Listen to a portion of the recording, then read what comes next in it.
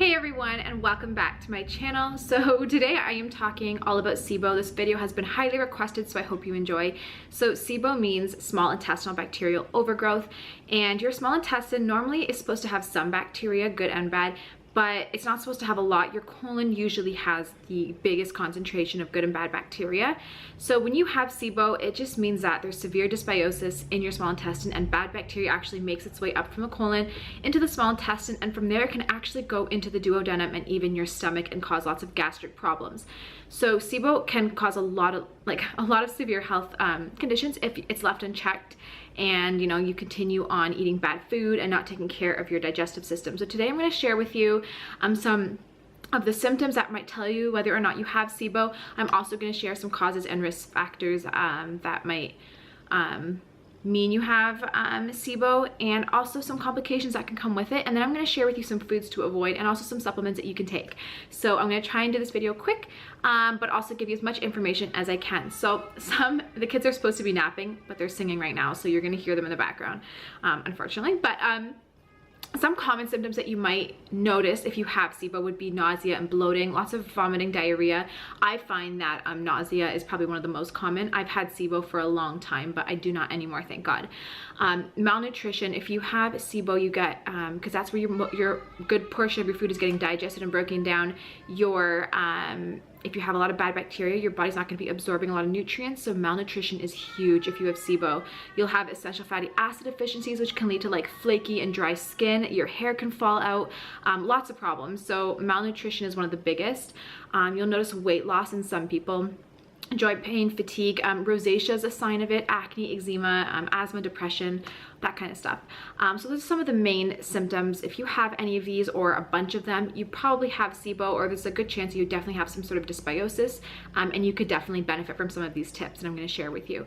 So there are a few risk factors if you have diabetes, or rosacea is huge in Sibo. So if you have rosacea or diabetes, I'm looking at my notes here, sorry, that's why I keep kind of looking over because I can't remember everything. But there's also intestinal lymphoma, it's a form of cancer, celiac disease. These are all big signs, or if you're aging really quickly too, like for your actual age, these are all signs, or not signs, but I guess conditions that can make Sibo worse or that can cause Sibo. So there are complications that I mentioned that can come with having bacterial overgrowth in the small intestine, and that would be malnutrition. I already talked about that one and how you're not absorbing nutrients.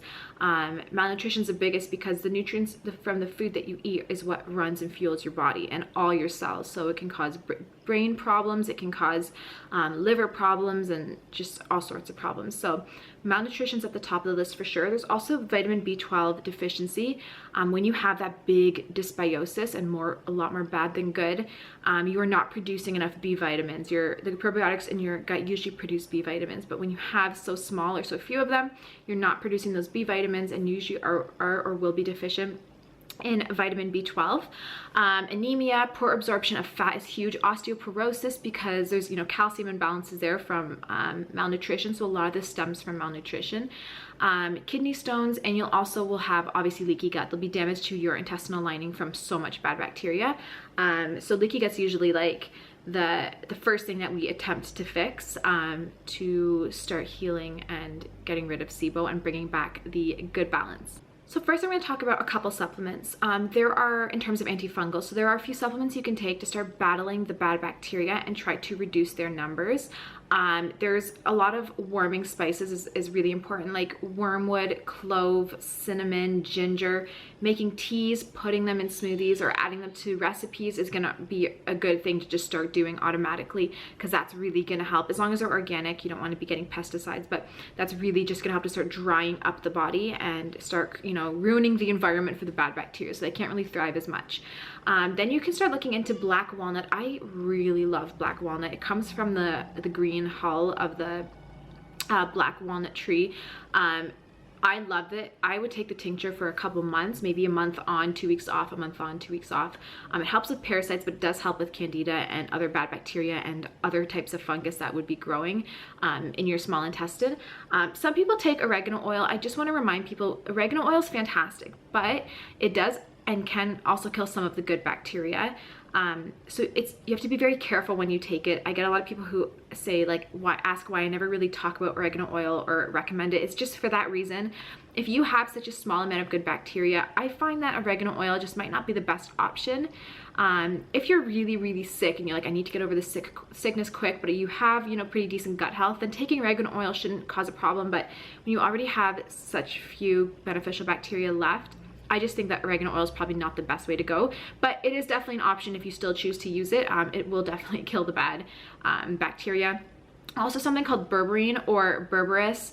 You can get tinctures of this or in supplement form, and this is really powerful too. It's a powerful antimicrobial and antifungal, so it can definitely help kill a lot of the bad. I also really like using lemon essential oil as long as it's organic. I really like Ancient Apothecary from the Dr. Axe store. I have a discount code. It's in the description box below if you're interested. He has fantastic high quality essential oils, so you can take lemon internally along with grapefruit essential oil. It is fantastic at killing parasites and candida, fungus, all that stuff. So those are some of my top supplements. I also really like caprylic acid. It's a component in coconut oil, and it's just really potent at fighting candida because it's a really powerful antimicrobial and antifungal or antibacterial. So you can buy it in capsule form. It's not too expensive either. I find that's a pretty decent option. And those are probably my top. There's definitely some more. Just again, looking at my notes here, I have a whole chart of stuff. So there's definitely more you can take. Those are probably my top favorite and my most popular that I would recommend. There is, if you're in Canada, I'm not sure if you can get this in the US, but there is a company, it's called St. Francis Herb, fantastic company, amazing, but they do have a tincture called Fung Effect, and it will help fight parasites and all types of fungus.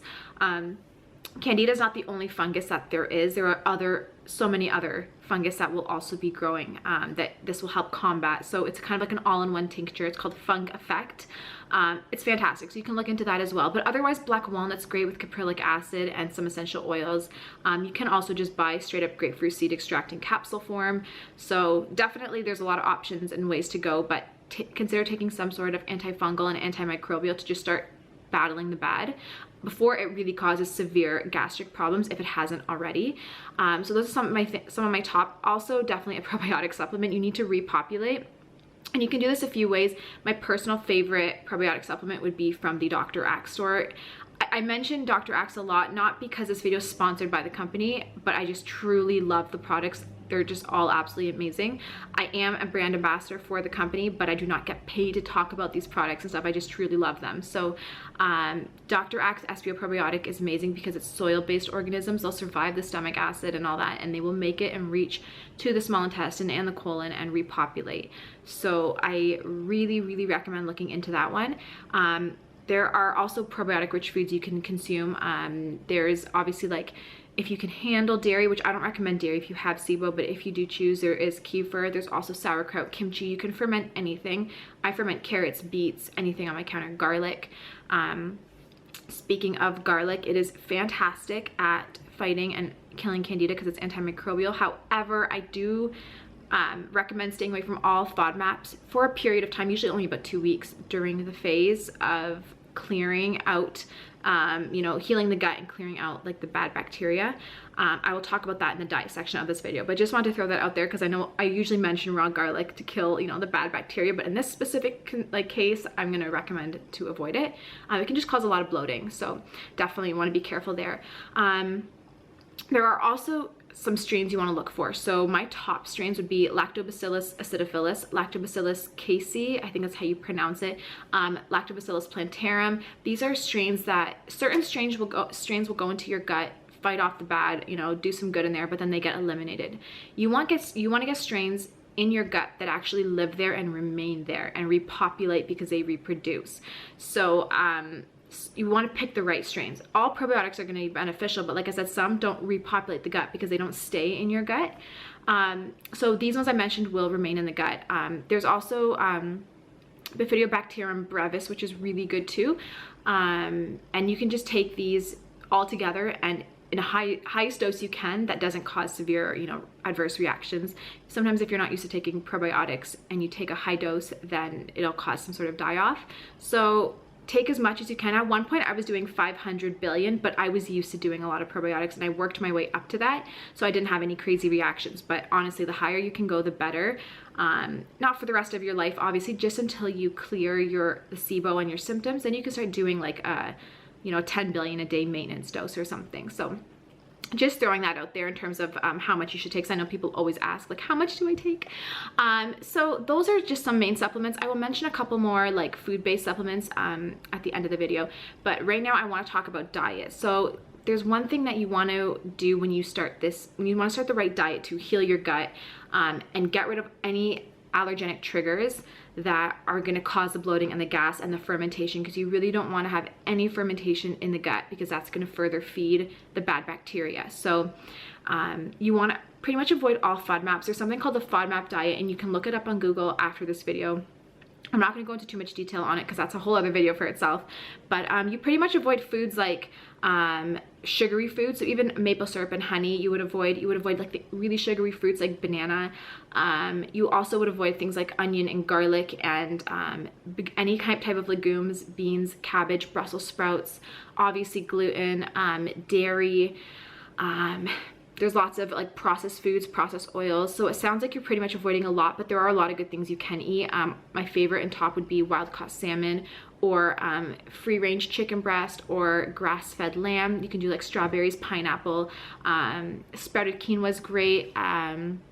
Obviously any type of green aside from like broccoli, Brussels sprouts. You could do like carrots and cucumbers, and raw is really good at this point. You can take digestive enzymes, which I'll mention at the end of the video, to help break down the raw veggies. But blueberries, yeah, things like that. Free range eggs if they are not an allergenic trigger. So either way, look up the FODMAP diet on Google. It tells you exactly what you can and can't eat, and it breaks it down for you. But the biggest, if you are to avoid anything, it would be dairy, gluten, and sugar, except sugar from, raw fresh fruit. That should be okay, as long as it's not super sugary fruits. And you want to avoid all beans temporarily, and onion, garlic, and like cabbage, Brussels sprouts, broccoli. Those are just cause a lot of gas and bloating in the stomach, and you just don't want any putrefaction happening in the stomach, if that's how you pronounce it, until everything is back to normal. So once you do, usually you follow the FODMAP diet for about 2 weeks. That's what I actually did, the FODMAP diet for 3 weeks. Because I found I needed an extra week on it. I was kind of just listening to my body. And then you want to move into the GAPS diet. The GAPS diet can be hard, but I find that the longer you do the FODMAP diet, you're already used to eating so clean and eliminating so many foods that the GAPS diet doesn't become as hard once you're used to it. The GAPS diet also won't have to last forever. I mean, the longer you do it, the better, but I actually only did the GAPS diet for about 2 to 3 weeks, and this was so long ago, so I don't remember all the details, but it helped so much that I didn't have to do the GAPS diet after that. The GAPS diet focuses on consuming, first of all, for your fats, lots of just like coconut oil whenever you can, because it's medium chain triglycerides, so it does not require a lot of effort from your body to break it down and use it as fuel, and to just, nutrients for your body, to re-nourish your body.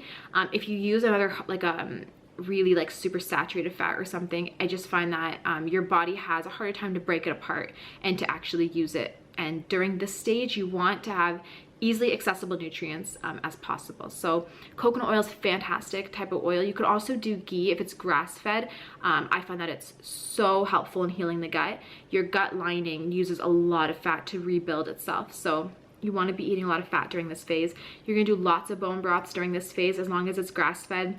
You can buy it in powder form, which again, I have a discount code. You can get Dr. Axe Bone Broth Protein Powder from that company, Ancient Nutrition, or you can make your own. There's also so many other bone broth companies out there if you are not in the US. There's Organica if you are in Canada, and there are loads if you are in the UK. I just don't know all the names, but there's definitely options you can look into, but definitely consuming a lot of bone broths and gelatin. Collagen during this phase is so important.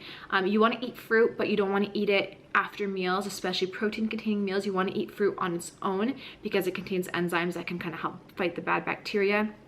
Also, if you eat fruit after a big meal or after protein, it's just because it gets digested so quick and much quicker than the rest of the food, it will cause so much bloating and gas and further feed the bad bacteria. So always eat fruit alone. You definitely want fermented vegetables, but nothing sugary, so no kombucha.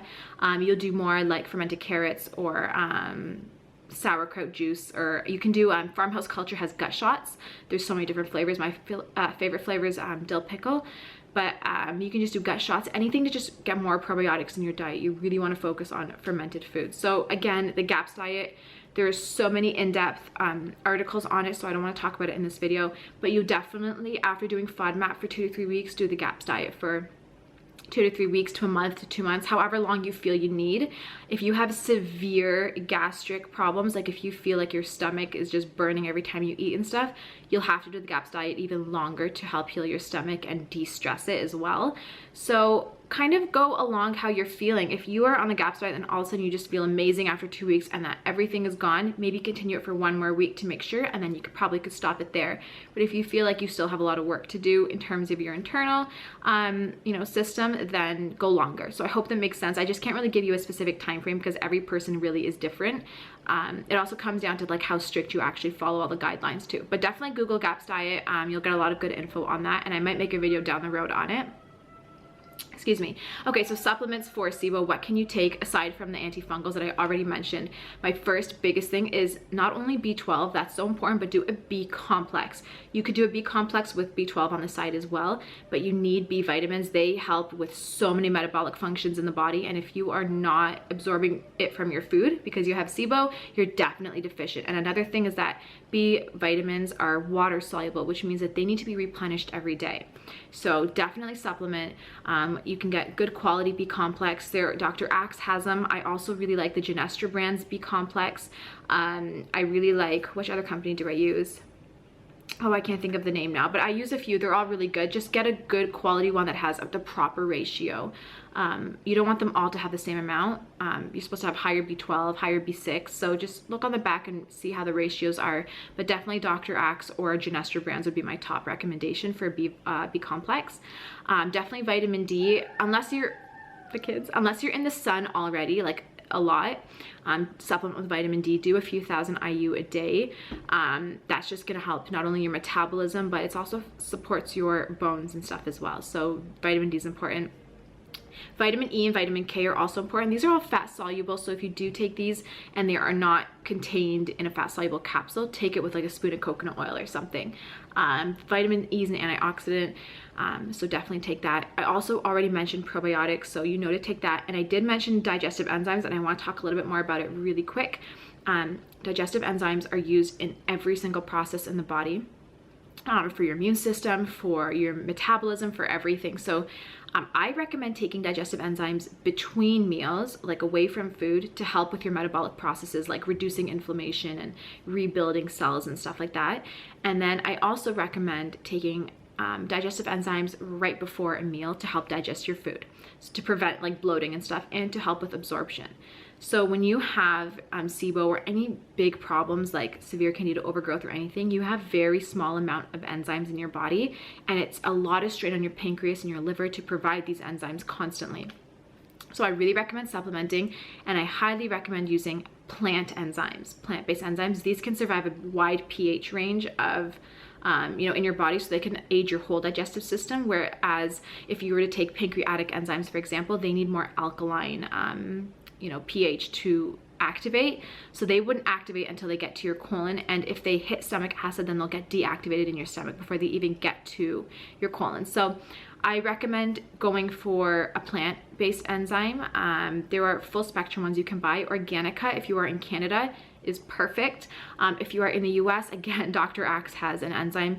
I keep mentioning him because his products really are amazing, but I do also have a discount code. I do not get commission if you guys use it at all. It is just for you guys, but you do save 20%. So you just get any enzyme, but as long as it's plant enzyme, that's fantastic. And that just is really gonna help cleanse, detox, boost your metabolism, reduce inflammation, alkalize the body, digest the food, fight the bad bacteria. So it has so many benefits. You definitely need to add it in if you have SIBO. Iron and zinc. If you have SIBO, you usually are very deficient in iron because of malabsorption. So I recommend an iron supplement, but be careful here. Maybe look for a non-heme iron. If you have a heme iron, your body will absorb it all, while if you have non-heme iron, your body only absorbs what it needs and it excretes the rest. If you have too much iron in your body, it can actually cause a lot of problems, especially in men. Men tend to be a lot less they tend to need a lot less iron. So either get blood tested to see how your iron levels are. You can do it through a naturopath. Or if you already take iron, take non-heme iron. There's food forms. It comes just from plants rather than from protein from an animal. So just look into that. And then there's zinc. Zinc, of course, is used again for so many processes in the body. You can become very deficient in it, especially if you have a lot of toxins in your system. So take a zinc supplement. And then alongside that, if you want to go a little bit further, you can also do a calcium magnesium, like a liquid supplement with a 2-to-1 ratio of calcium to magnesium. Calcium and magnesium are also used up a lot in the body, and they are excreted regularly. So look into something like that as well. But those are the main supplements you want to take. Definitely B complex is super high on the list, along with digestive enzymes. Those are probably my top, along with vitamin D, E, and K. There's a few more things you can actually do for SIBO, and some of them are essential oils. I love taking peppermint essential oil. I find that it helps not only with like chronic fatigue, which I have all the time regardless of SIBO, but it also does help with digestion. Now again, be careful. If you have too much stomach acid or any severe gastric problems, you want to avoid peppermint because it can, you know, further stimulate acid production in the body. So otherwise, if you do not have too much stomach acid or you do not have ulcers, go for peppermint essential oil. It is amazing. You can put 1 drop in a little bit of water and then just drink it. It's so refreshing and stuff too, but it is so good for you. So you can definitely do that. There's other frankincense and clove essential oils. I don't know too much about those. I know that they're good at fighting candida and bad bacteria, but I personally haven't really used them. I've used clove only a little bit, and I haven't used frankincense in terms of SIBO, so I'm not going to do much commenting on that. But I want to throw it out there that there are definitely some therapeutic things you can do with essential oils to help fight and get rid of SIBO. So those are pretty much my tips. The biggest thing you want to focus on is not only is killing the bad bacteria, repopulating with good, and healing the gut and just reducing inflammation. So once your gut is healed and the bad bacteria is eliminated, you'll be absorbing your food again. You'll be able to eat, you know, your normal food again. Obviously don't go eating really bad unhealthy food because that can just bring the problem back, but you should not have the bloating and the gas and all of that again. Your skin should clear up. So you'll notice as you go through this diet and this phase that all of a sudden your skin's gonna be clearing up. Your rosacea is going to go down, your acne might go down, your eczema will go down as candida dies off and the bad bacteria get eliminated. There's one final note before I end the video. If you have never done a liver cleanse and you have eaten really bad and you're highly stressed and all of that, you might want to start with a month of liver cleansing before you start attempting to you know, fix your SIBO problem. The reason is when you're starting to kill off the bad bacteria, and as they die off, they do release toxins, and these toxins all have to be filtered and flushed out through the liver. If your liver is not functioning, it's going to go through your other organs and cause that die-off reaction. So it might come through your skin and cause extra redness, or your lymphatic system and cause, you know, swollen lymph nodes in, you know, your ear, behind your ear or something. So I really recommend considering a liver cleanse first so that your liver can handle this load of toxins as you start to cleanse with the diet and the supplements. So there's a few things you can do. I have a liver video. I will link it up here so you guys can go check it out. There's definitely some things you can do different things you can do to flush your liver and take care of it. My favorite supplement would be, in terms of herbal, would be Live Complex from Genestra Brands. Kids again. Live Complex from Genestra Brands is an amazing herbal supplement you can take if you don't want to do like homeopathic or something else that can at least support your liver a little bit before you start detoxing and cleansing. So I really hope you enjoyed this video. I know I talk fast, so I really hope you got enough info and could understand me well enough. Thank you so much for watching. If you have any other questions, leave them in the comments down below. I always respond. And yeah, I will talk to you in my next video. Bye.